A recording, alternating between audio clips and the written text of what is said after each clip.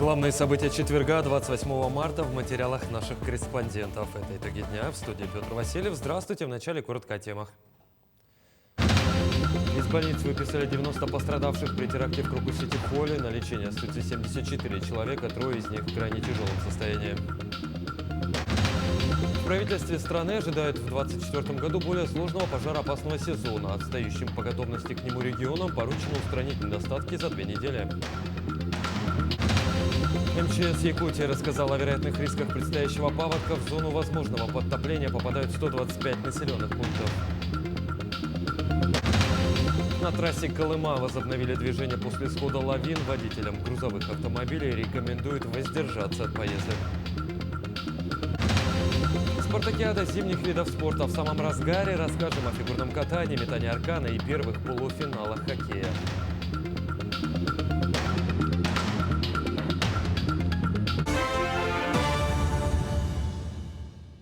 В больницах на лечении остаются 74 пострадавших при теракте в Крокус-Сити-Холл. Об этом сообщил глава Минздрава страны Михаил Мурашко. Из больниц выписано уже 90 человек. Амбулаторная помощь оказана 208 пациентам. Трое из них остаются в крайне тяжелом состоянии. Это пациенты с тяжелыми огнестрельными ранениями, а также сочетанием огнестрельных ранений и ожогов. Состояние 18 пострадавших, в том числе 3 детей, остается тяжелым. 33 человека находятся в состоянии средней тяжести. Предстоящий в этом году пожароопасный сезон, как ожидается, будет сложнее, чем в 2023-м, однако ряд регионов не полностью к нему готовы, и им поручено в ближайшие 2 недели устранить выявленные надзорными органами недостатки. Об этом сообщила вице-премьер страны Виктория Абрамченко. По оценкам Росгидромета, самый высокий класс пожарной опасности будет наблюдаться в Южном, Северокавказском федеральных округах, на юге Уральского и Сибирского федеральных округов, начиная с конца апреля этого года. Поэтому регионам необходимо заранее предпринять все меры по борьбе и профилактике ландшафтных пожаров. Отдельного внимания также требует и подготовка традиционно высокогоримых регионов, таких как Красноярский край, Якутия, Свердловская и Тюменская области. Об этом сказано в сообщении.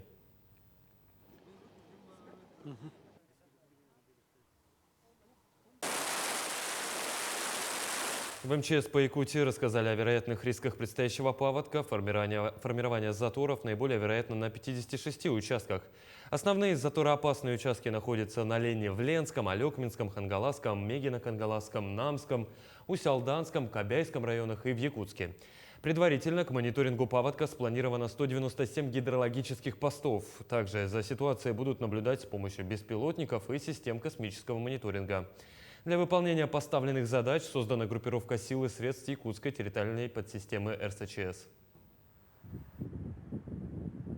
Движение автотранспорта по трассе Р-504 Колыма, закрытое после схода снежных лавин, возобновлено в Якутии. Дорожные службы продолжают работы по устранению последствий схода лавин и держат ситуацию на особом контроле.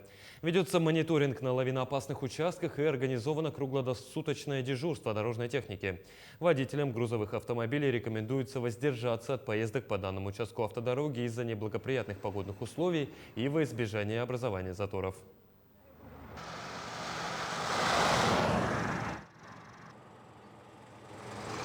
Постоянный представитель республики при президенте России Андрей Федотов прокомментировал нашему телеканалу инцидент, случившийся на днях в московском метро.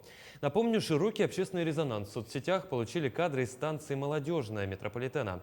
На видеокадрах уроженка Якутии подверглась необоснованной агрессии и проявлениям расизма со стороны группы молодых людей.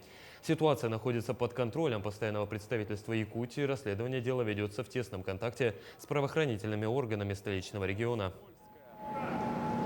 Мы держим этот вопрос на контроле. Разные в большом городе бывают инциденты. Мы реагируем штатно, как и положено в подобных случаях. На фоне вот этой трагедии, которая произошла в Крокус-Сити, это воспринимается еще более остро. Думаю, все, кто является свидетелями этого происшествия, они уже, наверное, дали свои показания. Думаю, что виновники этого хулигана будут найдены. У этих хулиганов нет ни единого шанса избежать ответственности. В Якутске прошло подписание соглашения о сотрудничестве между ДОСААФ России по Якутии и Анабарским районом. Так, на территории последнего откроется первое в республике местное отделение для патриотического воспитания подрастающего поколения. Как отметил глава Анабарского района Эдуард Платонов, школьники активно участвуют в различных патриотических мероприятиях, например, в военно-спортивных играх «Снежный барс». С подписанием соглашения таких мероприятий станет еще больше. В рамках встречи состоялась и экскурсия по музею добровольческого общества, где ребята узнали информацию о трассе Алсиб. В будущем планируется открытие местных отделений ДОСААФ по всей Якутии. У нас уже действует юноармейское движение по всем 3 школам, поэтому мы уже первый шаг к этому сделали направление, да, и будем дальше наращивать вот это движение, скажем так, да. А так в целом у нас 3 класса полностью вошли, скажем так, в юноармейское движение. 3 класса, среднее звено, там у них все имеется, все там обмундирование, все формы закуплены. В Якутске прошла ярмарка вакансий предприятий агропромышленного комплекса, на которой приняли участие выпускники сельскохозяйственных учебных заведений столицы. Более 10 предприятий представили возможности для трудоустройства. Потенциальные кандидаты могли не только ознакомиться с предложениями вакансий, но и при желании заключить трудовой договор прямо на месте. Такие мероприятия становятся путем к успешной интеграции выпускников в реальный трудовой процесс, а также способствуют развитию агропромышленного сектора региона, предлагая уникальные возможности для трудоустройства и развития карьеры. Ну вот, меня заинтересовала вакансия агронома в Саюре, но там принимают только с бакалавриатом и магистратура. Пока дальше буду учиться на агронома. Хотелось бы устроиться агрономом с зарплатой где-то 50-60 тысяч в месяц. Конечно, карьерный рост тоже важен. В Якутии передали новые автобусы 17 муниципальным районам региона. Ключи от новых автобусов главам районов вручил председатель правительства Якутии Кирилл Бычков. Он выразил надежду, что новые автобусы позволят создать для жителей региона комфортные условия, а также дополнил, что программа по транспортному обеспечению в дальнейшем будет работать. Напомню, в начале марта этого года глава региона Айсен Николаев вручил ключи от 25 автобусов муниципальным образованиям. Новый пассажирский транспорт получили 8 районов на средства специального казначейского кредита, выданного решением президента страны Владимира Путина в 2023 году регионам для улучшения транспортной инфраструктуры. Партию автобусов Айсен Сергеевич Николаев уже передал улусам, и это, конечно, вызвало очень большое воодушевление, радость, ведь это не просто новая техника, это означает, что будут и расширены существующие маршруты, и появятся новые маршруты, появится возможность, техническая оснащенность этих маршрутов, которые, безусловно, привнесут комфорт и удобство нашим жителям, особенно в отдаленных районах. Вот сегодня присутствовали главы и наших арктических улусов, и они получили эту технику долгожданную.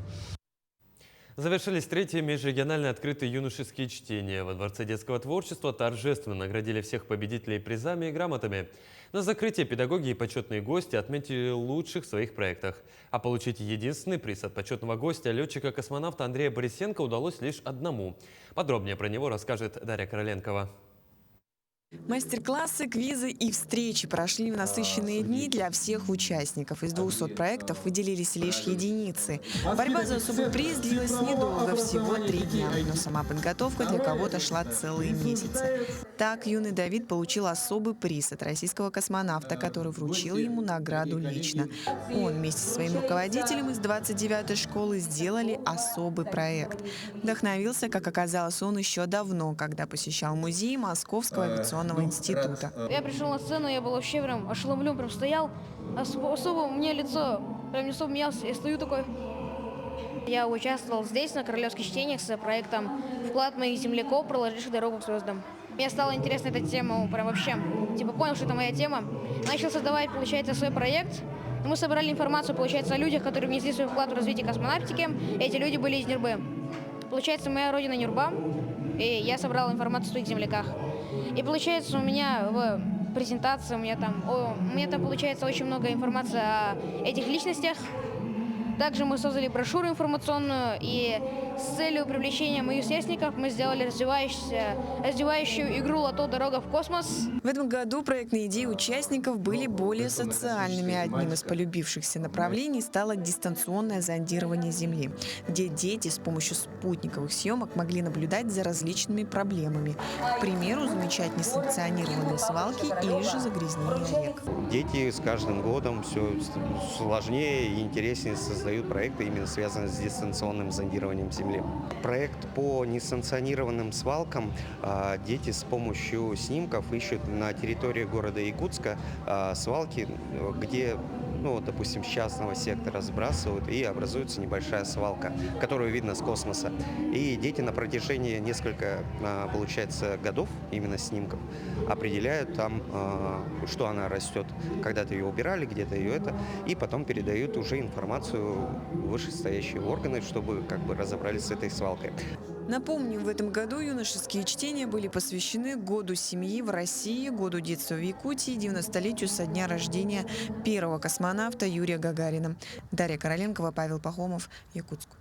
НВК «Саха» совместно с креативным кластером «Квартал труда» уже не в первый раз проводят мастер-класс по анимации. Последний масштабный фестиваль компания проводила 14 октября прошлого года. Он вызвал небывалый интерес не только среди детей, но и их родителей. Подробнее расскажет Вероника Таюрская. В этот раз свои силы в создании мультипликационных персонажей решила попробовать 20 школьников. В начале мероприятия художники и аниматоры национальной вещательной компании «Саха» погрузили детей в загадочный мир анимации и рассказали о программе, в которой будут работать. Премьера Айтала была в том году, и дети уже проводили фестиваль на его тему, и Айтал очень полюбился детям, и мы очень рады, что сегодня пришло столько людей на наш мастер-класс по анимации. Своими впечатлениями поделилась и участница мастер-класса. Научиться, как там анимировать и так далее. Это мне нравится такое, можно сказать, и направление подходит, поэтому. Как рассказала Наталья Нарушевич, в мастер-классе приняли участие дети от 10 до 18 лет. Основной целью мероприятия было познакомить детей с основами анимации. В среднем возрасте труднее всего определить любимые занятия, найти свой путь. Мы бы хотели познакомить с профессией аниматора, которая сегодня очень востребована и только набирает обороты. Кроме этого, школьники смогли посмотреть один из рейтинговых мультсериалов «Айтал». Как рассказали создатели, в ближайшее время планируется к выпуску еще 10 серий. Дети хотят рисовать мультфильмы, хотят узнать, как создается мультфильм. Поэтому мы решили создать вот такое мероприятие, пригласили всех наших художников-аниматоров, режиссеров, чтобы они уже здесь на месте показали, как создается мультфильм. Напомню, что в планах у НВК «Саха» запустить свой детский канал, где будут показывать мультсериалы не только собственного производства, но и переведенные на якутский язык. Вероника Таюрская, Аэлита Махно, Якутск. Команда-победитель фестиваля «Мусустар» из Булунского района приняла решение вручить свой приз воспитанникам детского дома «Берегиня». По словам представителей молодежи Булунского района, такое решение было принято для того, чтобы ребята, оставшиеся без попечения родителей, могли получить вдохновение и дополнительные возможности для творческой самореализации. Наша молодежь Булунского района в этом году направляет свой выигрыш 1 миллион в детский дом «Берегиня». Почему мы решили так? Это было взвешенное решение, согласованное с главой. Глава района нас поддержал, Афанасий Афанасьевич, ему большое спасибо за это. И мы приобрели для детского дома все необходимое. То есть ноутбуки, телевизоры, экраны, проекторы и мини-колоночки для детей, для их развития. А также хочу пожелать всем детям, которые находятся на данный момент в Берегине, чтобы они нашли себя, определили свое светлое будущее. Сегодня алмазная столица встречает огонь 8-х летних международных спортивных игр «Дети Азии». Церемония передачи огня прошла на границе Сунтарского района и Мирнинского. Ну а сам старт эстафеты прошел на центральной улице города, где 20 факелоносцев пробежали свои дистанции. Подробности в следующем материале. Сегодня город Мирный стал хозяином игр на один день. Огонь игр «Дети Азии» прибыл в алмазную столицу. Старт эстафеты огня начался с начала центральной улицы города, где одним из первых пробежал свою 100-метровку ветеран физической культуры и спорта 74-летний Иван Савинов. Лыжным спортом я занимаюсь давно. Еще в далеком 95-м году стал чемпионом среди ветеранов на дистанции 5 километров на Чучур-Мыране. С того момента многократный чемпион и призер республики. Игры «Дети Азии» очень важны для нашей республики, для развития детского спорта. Для детей, участвующих в этих играх, огромный опыт и, самое главное, знакомство с другими национальностями. Чести быть факелоносцем удостоилась и самый юный мастер спорта по плаванию в республике Дарья Анохина. Несмотря на то, что Дарья совсем недавно получила травму, она все же смогла участвовать в эстафете. Ведь, как правило, спортсмены не сдаются никогда. Для меня быть факелоносцем – это большая гордость. Я горжусь тем, что я участвовала на играх «Дети Азии», а стать факелоносцем – это для меня то же самое, что попасть на мини-олимпиаду, там, где мне дадут огонь, и я буду одним из сильнейших спортсменов, который возьмет его в руки и пронесет. Я занимаюсь спортивным плаванием, занимаюсь на протяжении 9 лет. В моих достижениях есть звание мастер спорта Российской Федерации, 7-кратный чемпион Дальнего Востока, многократный чемпион Дальнего Востока, призер, многократный чемпион и призер республиканских соревнований. После эстафеты хранители огня вернули огонь от факела в лампу. Теперь огонь 8-х летних международных спортивных игр «Дети Азии» встретит соседний Ленский район. Анна Васильева, Мирный. Сочетание лыжных гонок и умение работать с картой в Алдане прошла вторая дисциплина спортивного ориентирования. Участники выявили лучших в гонке в заданном направлении. Перед ними стояла задача, ориентируясь по карте, за минимальное время последовательно отметиться на всех контрольных пунктах. При этом спортсмен имел возможность выбора – двигаться классическим или же коньковым ходом, для которых были подготовлены отдельные дорожки. По итогам соревнований наилучший результат показала команда Якутска. Столичные спортсмены заняли вторые места в группе юниорок и женщин, а также первое место в мужском состязании. Карта не такая уж сложная, можно сказать. В основном вот по трассам лыжным проходит. Ну вот месяц назад сюда приехали на сборы на 2 недели со своими ребятами. Ну, потренировались, покатались на лыжах. Все нормально, все. Потом в городе были соревнования тоже городские, там тоже участвовали. Задача, чтобы выиграть. Готовы, наверное. Как известно, спорт связан с риском получения травм, поэтому наличие врачей на соревнованиях является обязательным условием. На текущей спартакиаде с утра до позднего вечера дежурство несут специалисты Республиканского центра медицинской реабилитации и спортивной медицины, а также сотрудники школы спортивного резерва. О их работе расскажет мой коллега Власий Сергеев. На соревнованиях работают не врачи общей практики, а обученные специалисты узкой направленности, знающие все нюансы спортивной медицины. Учитывая специфику нашего учреждения, мы можем работать не только в качестве врачей и медсестер, а также участвуем в соревнованиях, стоим в судейских мероприятиях. Вот, вчера стояли в труднодоступных местах, где пробегают спортсмены на петлях, вот, где мы можем оказать вовремя нужную помощь. Работа спортивных врачей началась еще до старта спартакиады. Специалисты занимались осмотром спортсменов и их допуском. На соревнованиях же они дежурят от начала и до конца каждой дисциплины. Если спортсмен получает травму, медики проводят осмотр, оказывают первую помощь и при необходимости вызывают скорую помощь.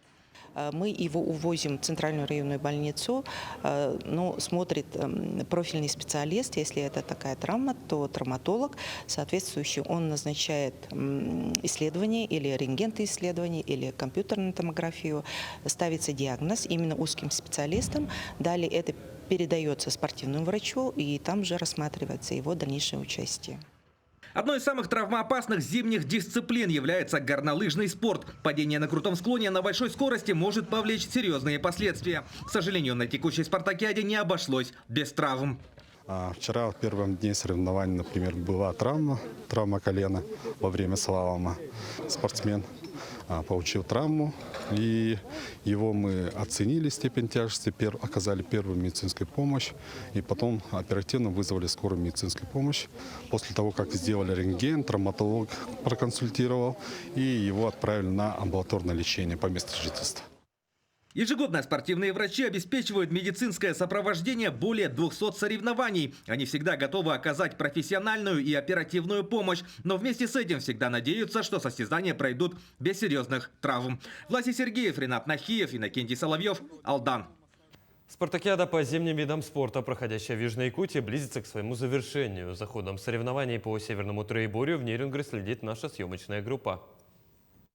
Участие в соревнованиях по северному троеборью принимают 65 спортсменов, представляющие 20 различных команд в 3 дисциплинах. Северный тройной прыжок, метание аркана на хорей и прыжки через нарты.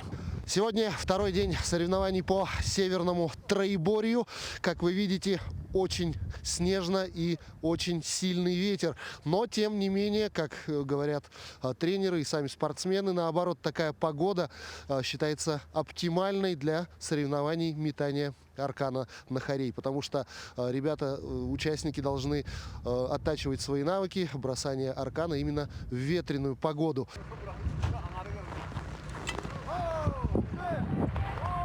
Результаты соревнований в северном троеборье, как и в любом другом виде спорта, предугадать невозможно.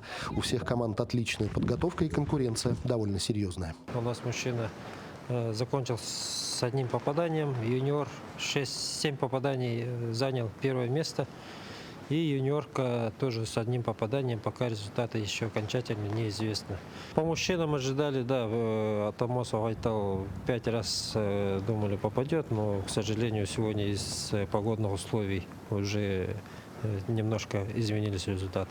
Нерюнгринка Виктория Бондаренко занимается северным многоборьем всего 2-й год, но уже показывает отличные результаты. Так, выступая на соревнованиях по тройному прыжку в категории юниорок с результатом 7 метров 85 сантиметров, Виктория выиграла серебро. В этом виде спорта, так как очень много видов, я считаю его очень интересным, и он развивает спортсмена со всех сторон, проверяет все его качества, выносливость, ловкость. Ну, мне очень нравится этот вид спорта. Сегодня я выступила, скорее всего, на 4-е место, но в сумме троеборья хочу быть 1-й, поэтому завтрашний вид все покажет. Соревнования по северному троеборью продолжит дисциплина прыжки через нарты. Пройдут они 29 марта, в последний день спартакиады. Иван Лазаренко, Захар Головин, Нерюнгри. Нешуточные страсти кипят на ледовой арене спортивного комплекса «Шахтер» в Нерюнгри. Сегодня там выясняют отношения команды Нерюнгринского, Алданского, Мирнинского районов и города Якутска, прошедшие в полуфиналы хоккейного турнира 5-й спартакиады зимних видов спорта. В первом полуфинале нерюнгринцы уверенно одолели соперников из Алдана. Игра закончилась со счетом 22-1, и хозяева спартакиады вышли в финал. Во втором полуфинале на льду сошлись давние соперники команды Мирного и Якутска. На данный момент идет 3-й период матча, лидирует столичная команда. Игра за 3-е место, а также финальная схватка пройдут уже завтра.